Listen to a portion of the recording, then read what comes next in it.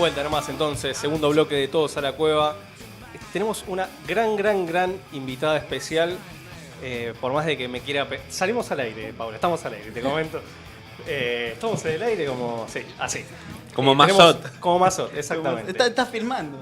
Tenemos entonces, nos acompaña junto a Rodrigo Adriel Iturriza y Emiliano De Lucci, nos acompaña Paula Bigleri, que es doctora en Ciencia Política por la UNAM, ¿no? Sí.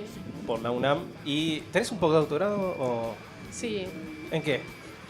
Sí, es una investigación, trabajo en investigación en la Universidad de Northwestern y con la CLO lo hice hace ya unos años.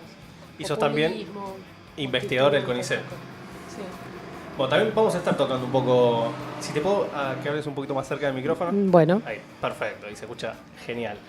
Vamos a estar entonces hablando con vos sobre el populismo, ¿no? En general, pero nosotros estamos comentando un poco al aire en la venta del programa en donde escuchamos que, sobre todo en los medios de comunicación, en los masivos, hay una connotación negativa del populismo y se habla de cualquier cosa es populismo, digamos, en los medios. No sé si la política populista, tal medida económica populista, tal persona populista, cualquier cosa negativa es populista, digamos, en los medios, hoy por lo menos. Entonces, ¿qué es el populismo? Bueno, primero quiero agradecerles que me hayan invitado a estar hoy acá, es un gusto. Los conozco hace tiempo, graduados y estudiantes de la UNLAM, así que bueno, muchísimas gracias. Es realmente un honor estar acá con ustedes compartiendo este espacio. Así que bueno, primero quería decir eso. Y respecto al populismo, sí, bueno, el populismo parece ser que es la palabra maldita del léxico de la política, ¿no? No solo en los medios de comunicación, es una palabra muy denostada, sino que también por distintos políticos que lo utilizan para agraviar a algún contrincante o inclusive en el ámbito académico tiene una carga peyorativa muy fuerte, ¿no? Yo creo que habría que dejar de lado la pereza intelectual, sobre todo en el ámbito académico, y ponerse a pensar un poquito más qué es el populismo, ¿no? O sea, lo que nosotros evidenciamos en los medios de comunicación también pasa dentro del ambiente de la investigación. En general sí, y es una carga peyorativa que trae desde larga data, ¿no? Porque si vos te pones a pensar las grandes líneas que han trabajado el concepto de populismo, en general lo han hecho desde un lugar bastante peyorativo, ¿no? Por ejemplo, no sé, si pensás la sociología de la modernización, a Gino Germani, por decirlo, el padre de la sociología en la Argentina, ¿no? Aunque era de origen italiano él, ¿no? Fíjate que lo piensa de pronto al populismo como una suerte de instrumento, ¿no? Que permite, que surge a partir de la transición de una sociedad tradicional a una sociedad moderna, ¿no? Donde el populismo genera una masa de personas en disponibilidad que vendrían a intervenir en la política tempranamente sin estar preparados para ello, digamos, ¿no? Y de esa manera es un desvío de lo que tendría que haber sido el parámetro normal de lo que es la transición de una sociedad tradicional a una sociedad industrializada, ¿no? Como el parámetro normal, por supuesto, es el modelo europeo, ¿no? Entonces, bueno, el populismo es pensado, ¿no? Como una desviación, como una amenaza a la democracia liberal, a las formas racionales de organizarse políticamente, etcétera, etcétera, ¿no? O sea, hay una carga peyorativa, connotativa muy fuerte, negativa ahí, ¿no? Si lo pensás de los trabajos que hacen análisis de clase, digamos, también, ¿no? Se los piensa como un desvío, digamos, de lo que debiera haber sido el camino correcto de la clase trabajadora, ¿no? Qué sé yo, ves el trabajo de Murmis y Portantiero, que es un trabajo muy interesante, pero hay una carga negativa ahí dando vuelta, porque bueno, la clase obrera argentina no siguió el camino esperado de la lucha de clases que tendría que haber seguido, digamos, ¿no? Disculpa, en ese sentido, en La Razón Populista, Laclau en las primeras páginas como que él enumera una serie de procesos políticos diferentes, que algunos están cerca del comunismo, otros cerca del fascismo, y él dice, bueno, a todo esto se le ha llamado populismo. ¿Cómo puede ser que una categoría pueda incluir todo esto? Evidentemente no está bien categorizado, Y él propone que el populismo es otra cosa. ¿Qué es para Laclau el populismo? Que es como viene a romper con todo esto que vos estabas enumerando. Sí, bueno, para Laclau es una forma, una dimensión constitutiva de la política, que en tanto tal es inerradicable, ¿no? Entonces todas estas otras lecturas que lo que proponen es erradicar el populismo, que es este monstruo, esta cosa horrible, lo estéticamente feo, lo vulgar, ¿no? Lo moralmente malo, lo que va contra las instituciones, etcétera, que proponen erradicarlo. Bueno, Laclau dice, bueno, eso es una tarea desde ya imposible, inútil, porque el populismo es parte de la lógica política misma y no puede ser erradicado. Y es una forma de la política, que Laclau le da unos ciertos elementos precisos, digamos. Por ejemplo, para que haya populismo, básicamente en Laclau tenés que tener el espacio social dividido en dos grandes lugares de enunciación, un nosotros y un ellos. La grieta, digamos. Digamos Claro, que la la grieta, grieta. ¿no? Que es constitutivo de todo espacio social, ¿no? Parece ser que ahora, qué terrible, la hemos descubierto ahora, y no, es constitutivo de todo espacio social, no solo, por supuesto, no solo acá en nuestro país, sino en cualquier parte del mundo, ¿no? Eso por un lado. Después, el surgimiento de un sujeto político, que es el pueblo, el surgimiento del pueblo, que es una categoría política en Laclau, no un dato de la sociología o de la demografía, ¿no? Si quieren eso pues lo comentamos más, con un líder, ¿no? Y bueno, y esta relación antagónica entre dos grandes espacios, digamos, entre los dos grandes espacios que está dividido lo social, digamos. ¿Toda construcción política que aspira a ser mayoritaria necesariamente es populista? No, yo creo que no, que hay distintas formas de construir políticamente. Por eso digo, el populismo es una forma de la política, pero no es la única. ¿No? Esto también como es disparado distintos debates, ¿no? Yo, desde mi lectura de Laclau, no, por supuesto hay otras interpretaciones. No, yo creo que no, que hay otras formas de construir. Mayoría, me parece que estamos viviendo una, ¿no? Que tiene que ver con la agregación de individualidades más que con la construcción de un pueblo, ¿no? Que son dos cosas distintas. La forma neoliberal, si se quiere. O sea que el macrismo, a pesar de que ha conseguido hacer una cadena, o para vos no ha conseguido el macrismo hacer una cadena de demandas y responder a eso, que puede hacer, por ejemplo, Laclau plantea que el populismo puede hacer una cadena de demandas equivalenciales, entonces se toman diferentes demandas de la población y una de esas demandas se vacía y ahí surge el fenómeno o arranca el ciclo, digamos, que termina en una articulación populista. El macrismo no hizo eso, no fue tomando el tipo que quería comprar dólares, el tipo que no llegaba a fin de mes, el tipo que quería irse de vacaciones y no podía o creía que el Estado le sacaba demasiada plata de su sueldo. ¿No construyó un pueblo macrista con el kirchnerismo como otro constitutivo? Desde mi lugar de cómo lo interpreto yo, no, para mí no hay pueblo en el macrismo. Sino lo que hay es un intento de absorción de demandas de manera individualizada, pero no que haya un lazo entre esas distintas demandas, ¿no? O sea, me parece que no hay un pueblo en el macrismo, no hay ninguna intención de constituir un pueblo, ¿no? Sino más bien de constituir emprendedores de sí. Es la idea, no construir un pueblo, ¿no? Sino individuos, ¿no? Aislados, atomizados, que cada uno cargue sobre sus espaldas toda la responsabilidad y la culpa de si le va bien o le va mal, si es un ganador, si es un perdedor. Es un emprendedor. ¿Es similar a lo de Trump en Estados Unidos, el proceso macrista acá? Bueno, la verdad no sabría decirte porque no sigo de cerca lo que es lo que está los acontecimientos de Estados Unidos. O sea, leo lo que puedan salir en los diarios, pero no es que estoy con un análisis pormenorizado. No, yo me refería más que nada por el Make America Great Again, comparado con Cambiemos, serían dos eslóganes que responden a todo.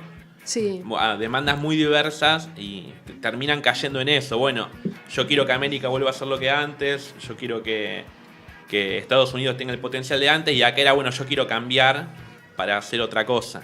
Sí. pero ahí como que no había un pueblo, Sí. como decís vos, lo que viera, bueno, No sé, a mí me parece que en el caso de Cambiemos no hay un pueblo, que sí hay un significante vacío ahí que vos podés poner, que las personas individualmente ahí ponen, Claro, los se distintos grupos identifican con- identifican y ponen ahí lo que quieren, digamos, lo que pueden, eso sí, pero de ahí a que haya la articulación de un pueblo, de un colectivo, me parece que no. Paula, y con respecto, bueno, vos decías recién que, digamos, la CLO está respondiendo por un lado a la interpretación socialista y por otro lado a la interpretación liberal, ¿no? Algunas cuestiones están ahí en disputa. ¿Cómo piensa la CLO la relación entre el populismo y las instituciones a contramarcha de cómo las piensa el liberalismo? Bueno, a mí me parece que hay como otro de los tabúes que hay, entiendo yo, con el populismo, que el populismo es simplemente un impulso anti-statu quo, ¿no? Que viene a arrasar con todo, ¿verdad? Ajá. Entonces, de ahí es que se lo ve como una amenaza para la democracia liberal, representativa, entre otras cosas, ¿no? O el mercado, qué sé yo. Yo creo que el populismo sí implica un impulso anti-statu quo, pero no es solamente eso, sino que además los populismos, una vez que se hacen del gobierno, que están en el gobierno, hay también un intento de creación de instituciones. O sea, no es pura destrucción, también es creación. Creación de algo que trata de ser diferente con lo que estaba previamente. Yo creo que algo de eso hemos vivido en Latinoamérica en los últimos años, ¿no? Me parece que ahí puede pensarse los procesos, como se dice, de reforma constitucional de Bolivia o del Ecuador, ¿no? Sobre todo, en esa lógica me parece que se pueden leer. Uh-huh. Que que viene de larga data eso, ¿no? Porque hay en el siglo XIX, en la posguerra de independencia, hay como una lectura de que el caudillismo era como la administración del caos o un país sin leyes, de guerra constante. Y hay otra lectura que dice que no, que el fenómeno de los caudillos en Argentina ordenaban, que tenían sus propias leyes, que construían institucionalismo. Bueno, de hecho, Rosas... autonomías provinciales, sino la anarquía. Era el restaurador de las leyes, no era una cosa totalmente anárquica. Como que hay esas dos lecturas, no solo ahora en el siglo XXI, sino que es un proceso que arranca en el siglo XIX, de verlo de estas dos maneras. Sí, exacto. Me parece que ahí también, ahora que mencionás lo de los caudillos, hay algo que tiene que ver con la cuestión de los liderazgos, ¿no? En general, si vos lo pensás desde el ámbito académico, los liderazgos también son bastante denostados, ¿no? Siempre, en general, se privilegia una idea abstracta o autónoma por sobre el liderazgo, qué sé yo, el comunismo, ¿no? El socialismo, etcétera, y los líderes vendrían a ser simplemente un suplemento, algo secundario, que viene a complementar, digamos, un contenido principal. Si y cuando quiere, se ¿no? pasan de su rol ya pasan a corromperlo, ¿no? No, pero ni siquiera, claro, es ¿no? un accesorio, digamos, un suplemento, si se quiere. A mí me parece que lo interesante del populismo, yo creo que esto es un error de pensarlo así, este desdén por los líderes, ¿no? Primero, porque si uno ve históricamente, siempre ha habido líderes. La política se trata de una relación, el líder, seguidores, representantes, representados, no sé, como quieras denominarlo, es una relación, se trata de un vínculo entre dos, ¿no?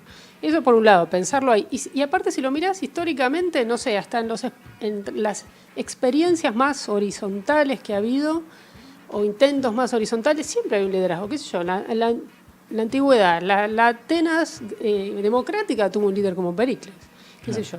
Incluso desde la teoría, vos pensás la obra de Rousseau, necesita un legislador poner en externo encima, ¿no? Como que viene, tira la bomba y se va y siempre queda. Exactamente. Y además, bueno, está bien, por supuesto que están las propuestas políticas, las ideas, pero alguien tiene que encarnar eso. ¿Quién lo encarna? Si no hay una encarnación en eso, ¿quién lo lleva adelante? O sea, Lenin existió, Trotsky, ¿de qué estamos hablando, no? Ahora, con respecto a lo que vos decís, hay una parte del discurso macrista que trata de diferenciarse de eso y que ellos proponen el equipo. Esto ya está recontrahablado, pero es el intento de ellos de diferenciar entre el líder y la formación de este equipo.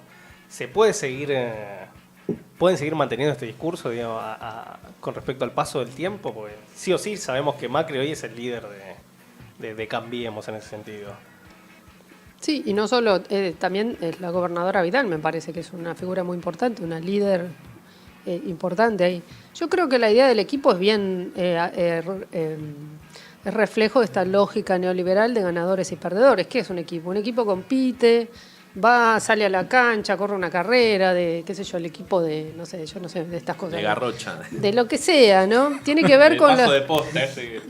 Claro, tiene que ver con la competencia. Me parece que está bien metido en esa lógica la idea del equipo. En cambio, la lógica de un pueblo no. Es justamente, me parece, lo contrario. Justamente me parece la idea de un pueblo es lo que circula ahí es, bueno, la cuestión de la igualdad fuertemente operando ahí, ¿no? Bueno, hay un colectivo, ¿sí?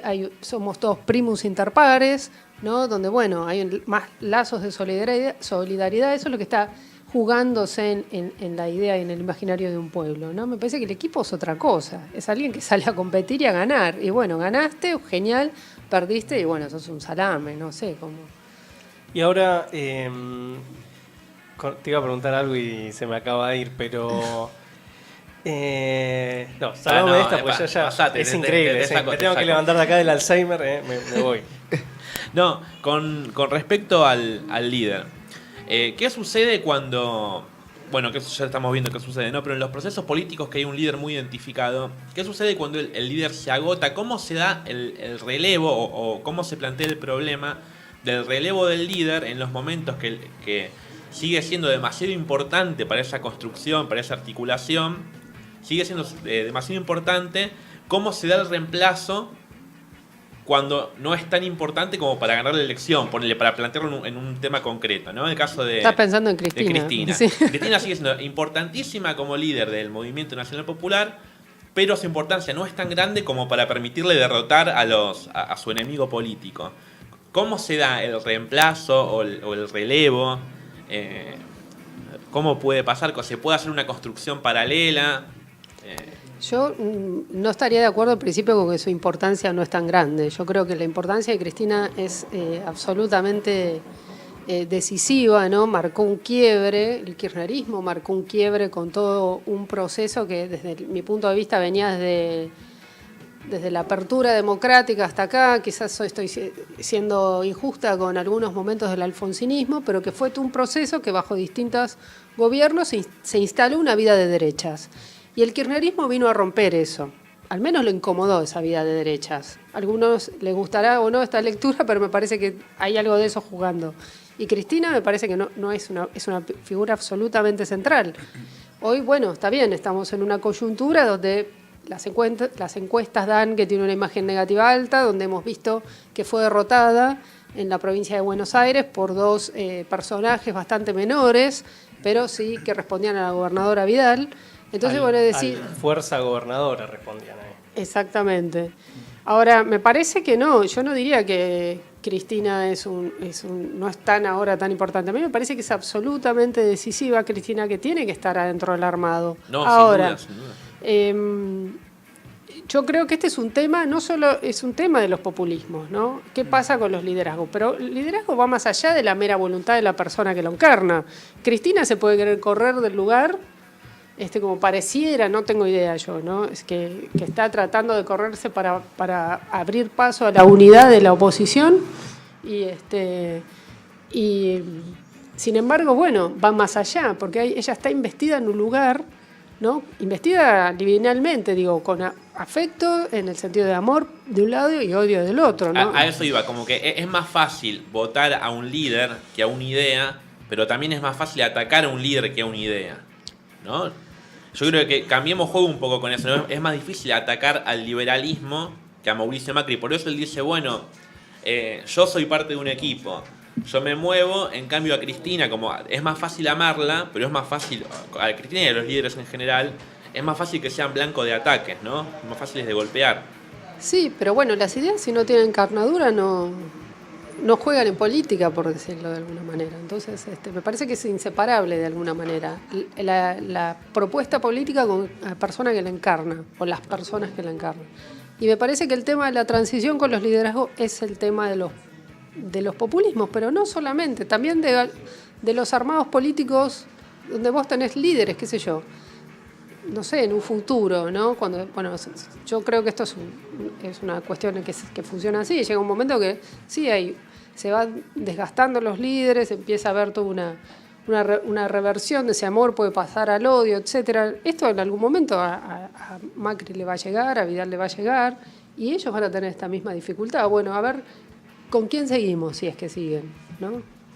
Entonces sí, ahí no hay una fórmula que te permita eludir eso. Me parece que es una cuestión. Son procesos que se dan, ¿no? Se dan con la coyuntura de la política, como dijiste antes. Que el líder no es que se pone el mismo, sino que es embestido, pues. Sí, recibe, digamos, toda esa carga. Sí. Claro, no es meramente voluntad, porque yo digo, cualquier político tiene la voluntad de ser un líder. Si no, no sería político. Pero no todos logran estar en ese lugar. No, ahí hay algo que se juega que va más allá de su propia voluntad o que la estrategia política sea acertada o no, me parece, ¿no? Que tiene que ver con un cierto contexto discursivo, si puede absorber identificaciones, etcétera, ¿no? Entonces me parece que a eso no le escapa la mera voluntad, ¿no? Entonces me parece que ahí, ¿no? Esto que dice, Cristina, que se corra. Bueno, por más que Cristina se corra, Cristina, el nombre ahí está, ella está ahí, está inscripto en el entramado social, ¿no? Y eso es ineludible, me parece. Ahora una pregunta que, en parte lo que dijo Emiliano era lo que yo quería preguntar hoy. Pero vos, según la óptica, digamos, del populismo, lo que estuvimos viendo ahora, la construcción política del kirchnerismo fue populista. Y lo demás en Latinoamérica, Evo, Chávez, Lula, Correa, ¿es populismo también? Para mí sí, sin esta carga peyorativa, ¿no? Por claro, supuesto, sí. ¿no? Sino como... estoy hablando de cómo lo presentaste vos hoy, claro. Sí. Sí, yo creo que sí, porque hubo un liderazgo, un pueblo, ¿no? Una dicotomización del espacio social, sí, para mí sí.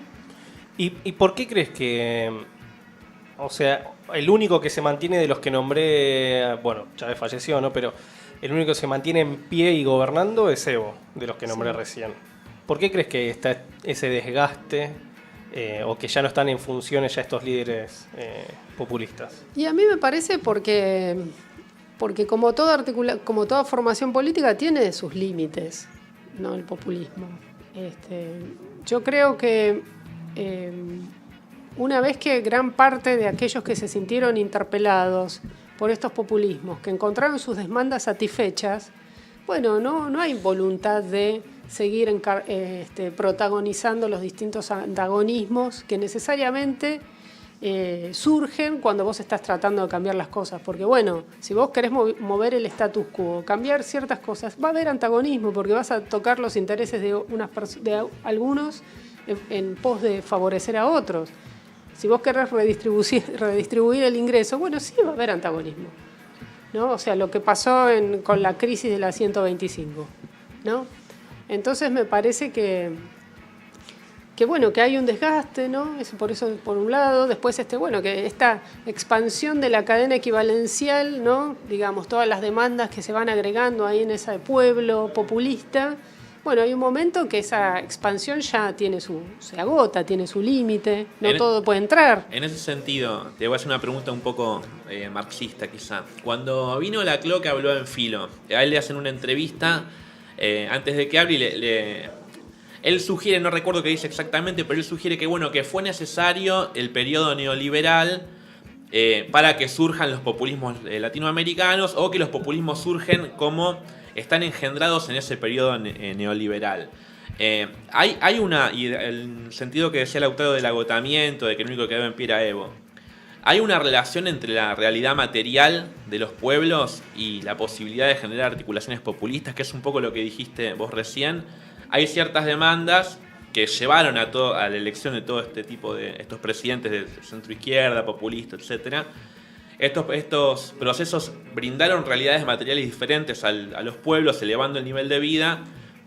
Esas demandas fueron mutando y ahí está un poco la explicación de la caída, en el aumento del nivel de vida o en el agotamiento de las demandas que los llevaron al poder. Y por un lado sí, también me parece que estar tantos años gobernando genera un desgaste muy fuerte, ¿no? Y también me parece que hay otra cuestión, esto de justamente, bueno, se empiezan a absorber las demandas se deslizan, comienzan a hacer otras, ¿no? Las expectativas son otras, y bueno, mantener el populismo, una de las cuestiones donde se sustenta fuertemente también tiene que ver con la movilización, ¿no? El plebiscito constante de decir, bueno, si queremos el cambio, o sea, vos tratás de modificar el status quo, ¿no? Entonces, bueno, ahí hace falta un apoyo popular importante, y eso se va diluyendo de pronto con el correr del tiempo, ¿no? Entonces me parece que sí, tiene sus límites, por supuesto. Ahora, cambio apenitas un poco el eje. Dale. Con respecto a los discursos que se utilizó durante el kirchnerismo, la etapa de Néstor y las 2 etapas de Cristina y lo que hace ahora Mauricio Macri.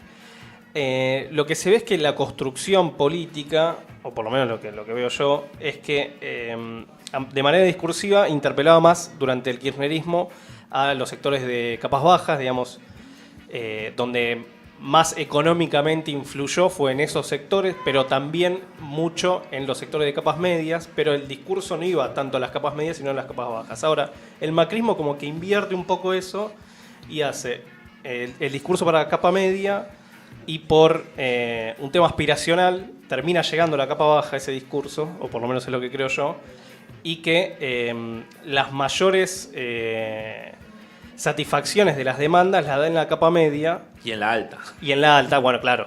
Pero en la capa media a nivel discursivo y sobre todo en lo que es seguridad, narcotráfico y alguna que otra económica, pero no mucho. Y a la capa baja ni la nombra casi en general, pero que por ahí va en algunos sentidos con el tema de obra pública, que igualmente durante el kirchnerismo se hacía, solo que bueno, es diferente el modo de comunicación y eso. Hay una forma de que esto no siga siendo, no es hoy populismo, mañana neoliberalismo, mañana populismo, pasado neoliberalismo, de que, no sé, desde el populismo se puede articular para que esas 2 capas, que son las que más votos tenés, se puedan para homogeneizar, digamos. Para ampliar la noción de pueblo sería, claro. Para ampliar el pueblo. A ver, no sé si entiendo muy bien lo que me estás diciendo. Es como que el kirchnerismo, el discurso iba a las capas bajas, ¿no? Pero económicamente favoreció tanto a capa baja como a capa media. Salvo en la última etapa en donde la capa media se vio deteriorada. En los últimos 4 años de Cristina hablo. Pero yo no creo que el kirchnerismo haya intentado interpelar solamente a las capas bajas. ¿Sabes? Yo creo que la constante expansión de derechos que se intentó hacer en distintas dimensiones, civiles, no sé, sociales, no solo interpelaba, no solo iba hacia las capas bajas, ¿no? Sino me parece que también a sectores de la clase media, ¿no? Quizás él se refiere más al discurso que a las acciones. En las acciones no hay ninguna duda que el kirchnerismo... Claro, yo hoy por qué prende tanto el discurso de Cambiemos y no prendía tanto el del kirchnerismo, por ejemplo. Bueno, pero hubo momentos donde sí prendió muchísimo el discurso del pueblo, digamos, de la expansión de derechos, ¿no? Lo que pasa es que uno no excluye al otro, digamos, ¿no? No es que, bueno, ahora está eliminado el discurso populista, ¿no? Y no sé cómo decirlo. Y antes no estaba el discurso neoliberal operando, ¿no? Están los dos. Están justamente en diversos grados, por eso, ¿no? Hay antagonismo, ¿no? Entonces, me parece que lo que prendió mucho es la idea del emprendedor de sí, ¿no? Que quizás hay parte de las críticas que llegan hacia a nuestros populismos de los últimos años es, bueno, no se pudo cambiar el tipo de... lo que creamos fue una gran masa de consumidores que, bueno, que lo que empezó a pedir fue, bueno, ahora ya tengo satisfechas mis demandas, ahora quiero simplemente... voy por otras, más consumo, no me molesta, no quiero pagar impuestos, nada, todo, ¿no? Y bueno, en un punto yo creo que sí, que hay algo de cierto en esa demanda, ¿no? en esa crítica, ¿no? Entonces me parece que ahí es donde prendió el discurso de Cambiemos, ¿no? Del emprendedor de sí. a mí no me regalaron nada, yo lo conseguí trabajando. Bueno, seguramente eso ha sido así, que lo que lo obtuvo trabajando, pero hubo un entramado social y político y económico que facilitó que que tu trabajo rinda como para que puedas mejorar, digamos, ¿no? Bueno, de hecho, perdón que te interrumpa, no solamente el presidente Mauricio Macri, sino todo el arco del gabinete se encargan de como poner a la luz diversas personas en donde tienen no uno, sino 2 o 3 trabajos. Por ejemplo, el más conocido fue esta maestra, no me acuerdo en qué parte del interior, que citó Macri, en donde a la mañana daba clases y a la tarde trabajaba con el marido repartiendo carbón. Sí. Es ese, digamos, el discurso, Sí. ahí prende. Claro, sí. Uy, mirá, qué bien, se la arregla sola, puede sola, no necesita ayuda, ¿no? Porque porque se desarticula toda la lógica de los derechos bajo el neoliberalismo, ¿no? Si sos un emprendedor y podés vos solo, no hay construcción colectiva, no hay idea de pueblo, no hay idea de derechos laborales. Si sos emprendedor, no sos trabajador, no necesitas derechos laborales, no necesitas gremio, no necesitas sindicato. Todo lo que suene a organización colectiva es negativa. O sea, que es una idea que estuvo siempre, ¿no? Que viene de los inmigrantes españoles e italianos, la idea del construirse a sí mismo, que es en Estados Unidos es la del self-made man. Claro, self-made, sí. Pero que quizá acá en la crisis del 2001 eso chocó contra la realidad, ¿no? Y era un poco lo que decía Paula antes. Bueno, vos ganaste todo por vos mismo porque trabajás mucho, etcétera, pero había un contexto que te lo permitía.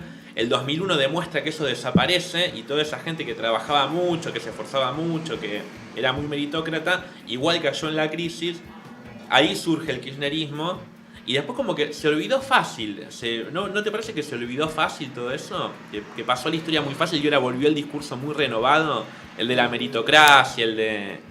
Yo creo que nada se olvida en el entramado social, ¿no? Y que así como nosotros creímos que se habían olvidado todos estos elementos reaccionarios de la sociedad argentina, ¿no? Que ahora viene el discurso de la mano dura, etcétera, y todas estas cosas horribles que estamos viendo, tampoco se olvida lo otro, esos elementos populistas del pueblo, la solidaridad, los derechos.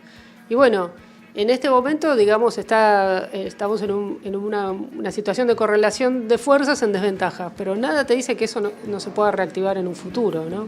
Y como para ir cerrando, porque nos están matando ahí detrás del estudio, vos que sos investigador del CONICET, ¿cómo es la situación actual del CONICET? Lo veo bastante complicado, ¿no? Me parece que no hay ningún interés de apostar a la ciencia y a la tecnología de parte de este gobierno, ¿no? Ese justamente el CONICET es un proyecto que tiene que ver con un proyecto colectivo, ¿no? Es decir, de la investigación puesta al servicio de la comunidad, ¿no? Acá no es justamente la idea que prevalece en este gobierno, ¿no? Lo veo muy complicado lo de CONICET, sí. Bueno, Paula, te agradecemos entonces que hayas venido. No sé si Gracias la pasaste más o menos bien. Sí. Más o menos bien. No, muchas gracias. Bueno,